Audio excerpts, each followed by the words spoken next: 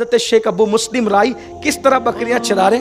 बकरियां चर रही है चरागाह में, दरख्त के नीचे मुसल्ला बिछा दिया और मुसल्ला बिछा के नमाज पढ़ रहे हैं। एक मुरीद आता है और देखता है कि अबू मुस्लिम राई की बकरियां जो है उस पर पहरा देने के लिए भेड़िए बैठे हुए हैं। अब बताएं, जब भेड़िए जिसकी बकरियों पे पहरा दे तो उसे कोई नुकसान पहुंचा सकता है, इसलिए कि भेड़िए ही तो बकरियों को उठा ले जाते हैं।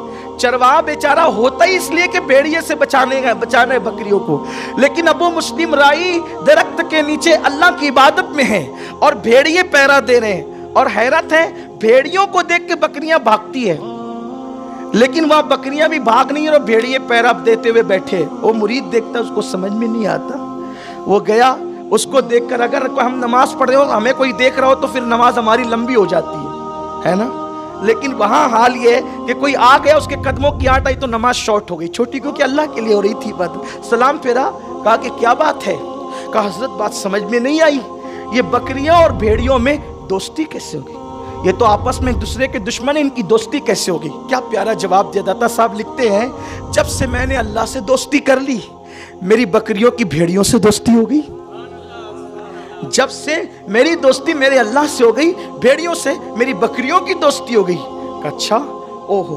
फिर उसके बाद दोपहर थी, खाने का वक्त आया, तो खाने के टाइम तो कहा आप खाते कैसे हैं। तो शेख अबू मुस्लिम राई ने कहा चलो। गए, एक चट्टान थी पत्थर की, उसको हाथ मारा, ऐसी हाथ मारा तो 2 कटोरे आए और उस पत्थर से एक तरफ दूध निकला, एक तरफ शहद निकला।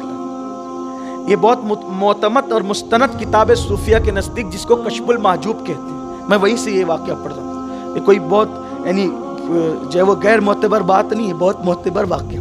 दाता साहब ने लिखा है। ये दाता साहब कौन है? दाता लीजवरी गौस पाक कहते थे, मेरे दौर में अगर दाता साहब होते तो मैं उनसे मुरीद होता। ये है दाता साहब, वो दाता साहब लिख रहे हैं वाक़या। और दाता साहब लिखते हैं कि उन्होंने पत्थर की चट्टान पे हाथ मारा तो एक तरफ से दूध और दूसरी तरफ से शहद कटोरे में निकला।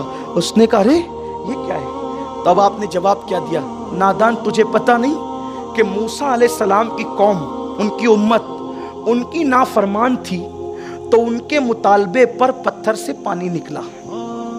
मूसा की कौम अगर मूसा की नाफरमान हो जाए तो उनको पत्थर पानी देता है।